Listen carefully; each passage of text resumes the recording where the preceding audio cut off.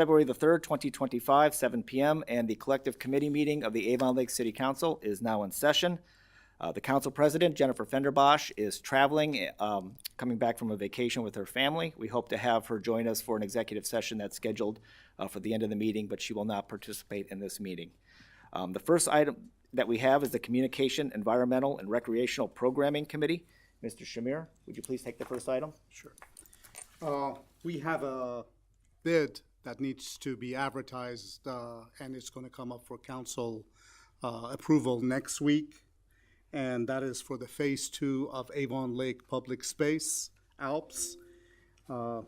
Liskovic, would you like to? Sure. As we discussed in the CERT meeting, we are quickly approaching completion of all plans and documents, getting this ready for advertisement for bids for construction. Information that has been included for reference is the most current projected cost for the project. Kimley Horn is working on finalizing just a couple minor last minute details and stuff like that as they wrap up the final plan. So we'll have the official projection for the meeting to go along with that motion. A couple of things just to note that I included, though, was our current source of funds, which was laid out in the current projection, current project expenses, and then some items that the city can potentially self-perform. Also, some that will be deferred to a later phase once we get through this phase. So. I don't know if there's any additional questions. No. The only thing that I would add to that is the Phase 1 ribbon cutting is scheduled for April 18th, and Phase 2 completion, substantial completion, is scheduled for December 2025, and a final completion date is anticipated in spring of 2026. Any questions? Mr. Shamir on this topic? Seeing none. Do you have anything else, Mr. Shamir, from your committee? Nothing else, thank you. Do we need to make a motion on moving this to? No motion. Okay. CCM. Yes, Mr. Zuber. I was just going to say, we haven't talked about the total cost of this project. It's $2.1 million. So I just wanted to make sure that the public knew that this playground was going to cost the city $2.1 million. 2.133. That's, if we want to go with numbers. Thank you. Thank you again. All right, the next committee is the Finance Committee. Mr. Zuber, you have a few items. You want to go ahead and take take them in order? The first item is the fire station owner's rep request for qualifications RFQ. Meeting that we had between myself, I still call it the safety committee, the mayor, along with the law director, we had talked about going out for a qualification for a owner's rep to look at building the new fire station, to get feedback. We had an owner's rep come in and talk to us at the finance committee meeting. I believe it was in December, and that is the consensus of the group. Wanted to move forward with that. At this point in time, we're still waiting for the RFQ to be written. I know I talked to the fire chief, and the mayor's going to be involved in the process too. So basically, what we're going to be doing is we're going to be waiting until and take a look at it again next month in the finance committee. And at that point in time, we will probably be making a motion to go out for an RFQ for owner's rep for the fire station. Thank you. Are there any questions for Mr. Zuber on the RFQ? Seeing none, Mr. Zuber, take the next item, please. The next item is the authorization for U.S. Bank for our finance director needs to be named as the authorized user on the U.S. bank account. Then it has to be passed by legislation. So we look to move that on first reading at next Monday's meeting, so we can go ahead and get that done. Are there any questions on the U.S. bank authorization? Seeing none, Mr. Zuber, please take the next one.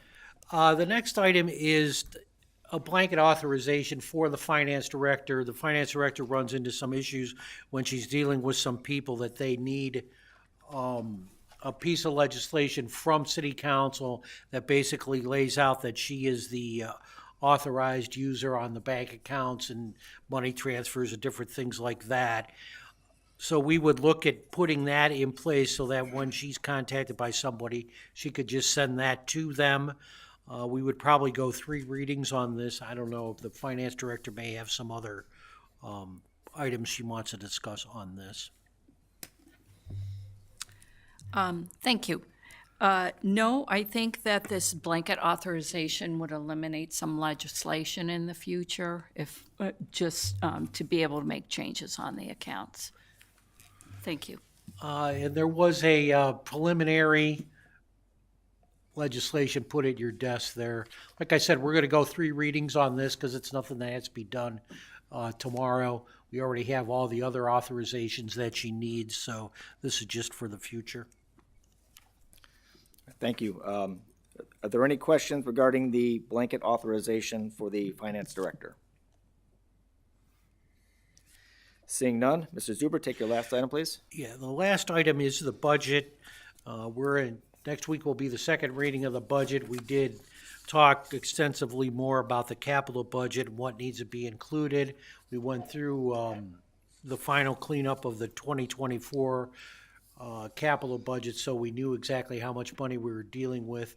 We're looking at adding the 5-ton dump truck as an item to be able to be paid for out of the capital budget. That would be in addition to the other items that we had talked about in the past. And I think that we'll be talking about a few more things down the road as more money is reimbursed back to us through a few other accounts. I met with John and the finance director to go over some of these different things. So I don't know if John or the mayor or the finance director would like to comment on this. Would anybody like to comment on this, Mayor, Finance Director? Yes, so, yes, we're projected to end the year in the capital budget at about just shy of $500,000, but we are expecting to get a refund from OPWC and also from a prior project that was done for CalDIP. So we're hoping to see an influx of $2 million into the capital fund that could be further budgeted at another point. Thank you. Are there any other comments on this item? Just the only other comment, I think that one of the things that we had talked about was doing some more engineering of projects that we know we're going to have to do in the future. Bridges, things like that, to try and get that engineering hopefully moved on this year when we get the reimbursements from those other accounts. Right. And Mr. Zuber, what's your intention as far as readings or any votes out of committee on this item? We look to have the second reading and to be passed on the third reading on emergency. Great. Thank you. Mr. Zuber, do you have anything else out of your committee? No, that's all I have. Thank you. Okay. The next committee is my committee, the Public Safety and Health Committee, and I have a donation of the RRFB, the rectangular rapid flashing beacons, from Avon Lake Environmental Redevelopment Group, ALERG.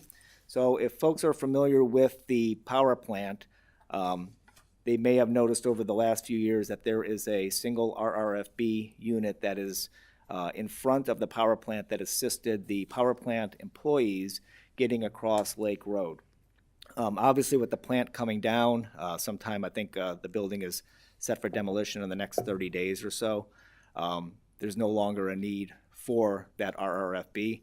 So I've been in contact with ALERG, Mr. Liskovic as well too, and they have agreed to donate to us the RRFBs to the city for our use, with the caveat that there was a storm recently and one of them blew over, of which the city picked that up and took that over to the Public Works Department. So we haven't done a full inspection on these RRFBs to make sure that they are operating 100% or what repairs they may need. We're hoping that they're fine, but we're going to accept the donation of them, and I plan to have a motion on City Council on the agenda next week to accept the donation of that.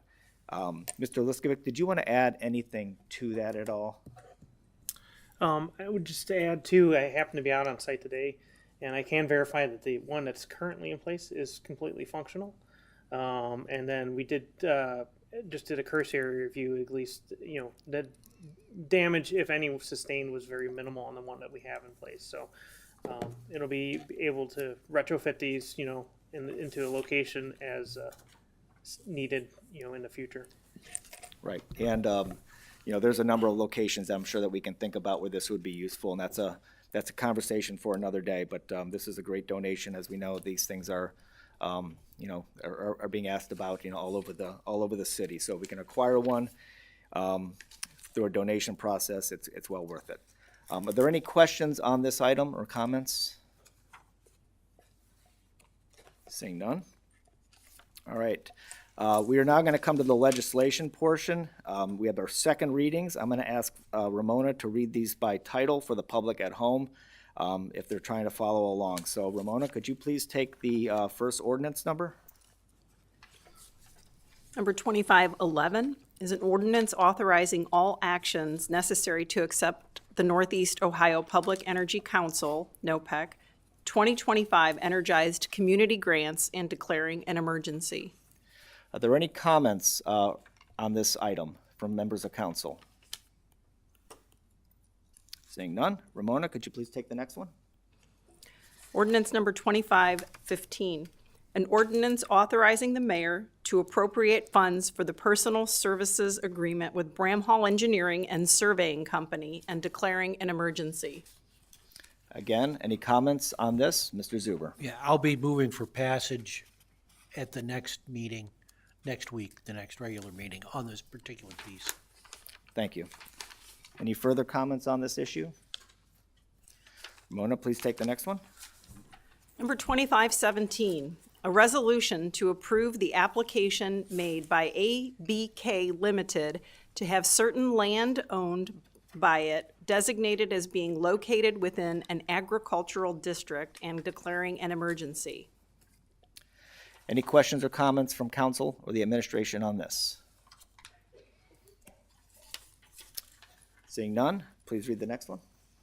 Number 2518, a resolution to approve the application made by LNK Limited to have certain land owned by it designated as being located within an agricultural district and declaring an emergency. Are there any questions or comments on this item? Seeing none, please read the last one. Number 2519, an ordinance to make appropriations for the current expenses and other expenditures of the city of Avon Lake for the fiscal year 2025 and declaring an emergency. Any comments or questions on this item? Seeing none. We now come to public input. This is an opportunity for any member of the audience wishing to speak on any topic to come forward. The speaker shall not speak for longer than 5 minutes and only once. Please keep in mind that any questions posed to the council or the administration, that the answer would be counting as part of your question, and please direct all questions to the chair. Thank you. And if you could just state your name and the city that you live in. Thank you. Yeah, Gerald Phillips, Avon Lake. I'm a concerned citizen. Just want the audience and residents of Avon Lake to remember that we have 6 programs on the local city channel. First one's about the Brownfield Committee. Second's about the TIF. The third's about the implosions. The fourth is about the interim development agreement, and the last two are about local government and the officials' responsibilities. There's two parts, 1 and 2. They deal with the fact that public officials should aspire to openness in government, impartiality, honesty, integrity, and transparency. Also, I'm here on behalf of SOS, Save Our Seniors. I'm involved with a citizen activist group. Mr. Zuber attended it. There were over 300 people. It was on Channel 5. We will be doing a statewide constitutional amendment to provide property relief to the seniors, where they will get basically a complete exemption. Also, part of that constitutional amendment will not tax your property values unless it's a realized appreciation. So until you sell it, you don't pay on unrealized appreciation and gain, and we'll be pursuing this in the next few weeks. We'll have the actual petitions probably in the next 3 or 4 weeks, and we will have to get 44 counties, 5%, and we need about 400 signatures. So we will be canvassing the state of Ohio. Last week we talked about the infamous appraisal for the ALERG parkland that they were going to sell to the city. I gave everybody a copy of the appraisal. You know, everybody didn't see it. At least that's my impression, because if you saw it before last week, then when you voted on the interim development agreement on the 12th, then you should have said something. You should have been aware of it, because we had council people asked about the appraisal many times. Amy asked. She was told, didn't get an answer that one existed. I asked many times too. I got it in the public records. So, and I read to you last week what that appraisal said. $2.37 million in a clean condition. All hazardous waste removed. $2.37 million. In the letter of intent, we got a purchase agreement for $15 million. Okay, $15 million. That's a pretty big difference, you know. Not something of a slight error, okay? A big difference, okay? And we have a bill from Todd Davis, the outside attorney for the city, that you probably paid $250,000. You know, on his bill on October 25th, 2023, he billed the city for an hour to review that appraisal with ALERG.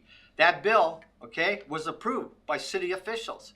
In the past, city officials, Ted Esborn, and the mayor have approved his bills. So you can't say somebody in the city wasn't aware of it, because I found it by looking at his bills. Why didn't Ted Esborn or the mayor, if he signed off on that, brought it up? Nobody brought it up. Council, all 7, voted on that. The only one that voted against it was Mr. Shamir. So, you know, Todd Davis was fully aware of it. But on November 12th, 2024, he was asked if there was an appraisal. He didn't say there was. Actually, the Metro Park director was there too. He heard of the discussion. He never mentioned one word that there was an appraisal. They had a duty to speak. They had a duty to disclose. They failed. They failed to do that. That's called concealment, and that could be grounds for fraud. So, when you voted on that interim development agreement, you voted on false pretenses. You didn't know that property was worth only $2.37 million in a clean state. A clean state. You voted on a basis that it was worth $15 million. So when you go to executive session, Amy, ask why it wasn't disclosed. Rob, ask how come you didn't see it before. You know, Mr. Smith, Mr. Zuber, ask why you didn't see that appraisal before. Mr. Arnold, Mr. Koss, ask them why you didn't see it before. Ask why Mr. Davis didn't disclose it, okay? Ask him the tough questions, okay? I'd like to be in there to hear the answers. Thank you. Thank you. Anybody else?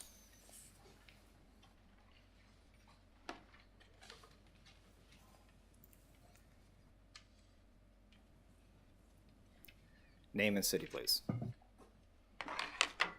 William Zimmerman.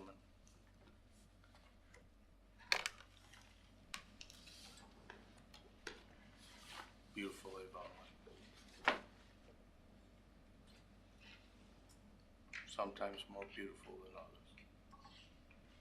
others. Earlier in the finance meeting, talked about the fact that they want to move the price of body cam footage. State's passing a new law. I have requested body cam footage from the implosion, the first implosion, that Officer Anderson had. We had 2 encounters.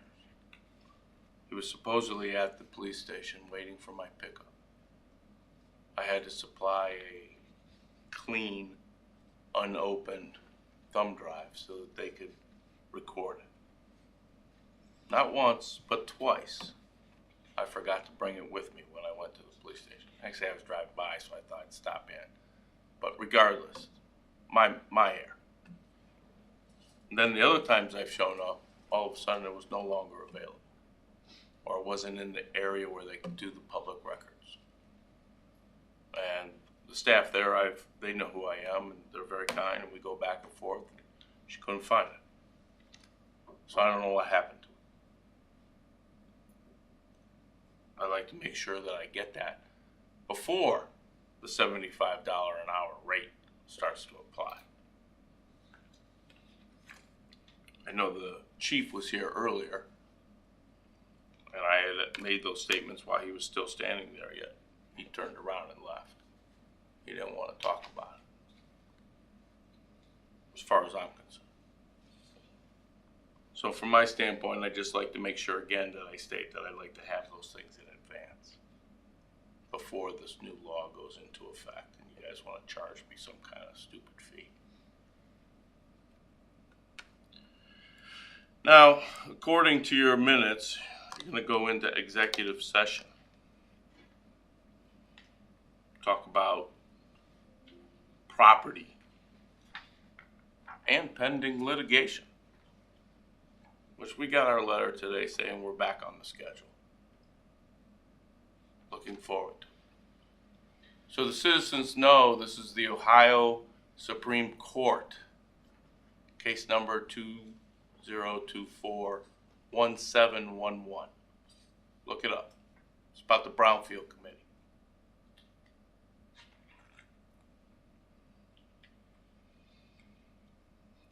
So Robert's rules states that you should be taking notes in executive sessions. Not minutes, but notes. So that these things can still be discussed about after they've all been removed from the executive session committee. It's no longer of value to have it in that separate entity. It's now a public matter. And that's how the notes then become available to the citizens, so we know what went on in the executive session. I think this is extremely valuable. You guys have never done it. You always have chosen not to do it, even though the law says that you should be. Imagine that. City council not doing what the law says. I'm kind of surprised. But not in Avon Lake. That's an ongoing thing. You always decide to do only what you want. Try to make sure that you work your agenda, not somebody else's.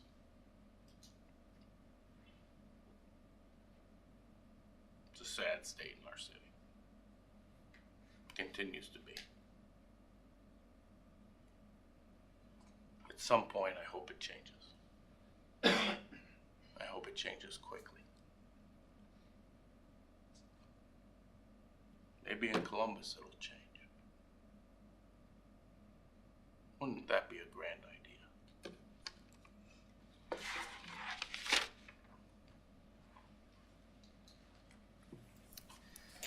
Would anybody else like to speak this evening? All right, with that being said, there is a need for an executive session. Mr. Zuber? In compliance with Ohio Revised Code Section 121.22 G2 and G3, I move to have a council adjourn to executive session to discuss the purchase of property and current and pending litigation. I'm going to call the roll. Mr. Arnold? Yes. Ms. Gentry? Yes. Mr. Koss. Yes. Mr. Shamir? Yes. Mr. Smith? Yes. Mr. Zuber? Yes. Mayor Spetzel? Yes. Law Director Ebert? Yes. Finance Director Crossy? Yes. In discussion, it passes. In discussion, who else would we like to include in this executive session, Mr. Ebert? Yes, thank you, President. Mr. Davis, Todd Davis, attorney, Mr. James Ziminick from the Metro Parks, Ken Crossy, the finance director, the mayor, Jennifer Fennerbach will be acquired by Zoom in the meeting, and Kevin Butler from McDonald Hopkins, and myself, obviously. And a note to the public that when we reconvene into open session, there will be no further business taken, and we will immediately adjourn the collective committee meeting. With that, we are going to be preparing now to go into executive session.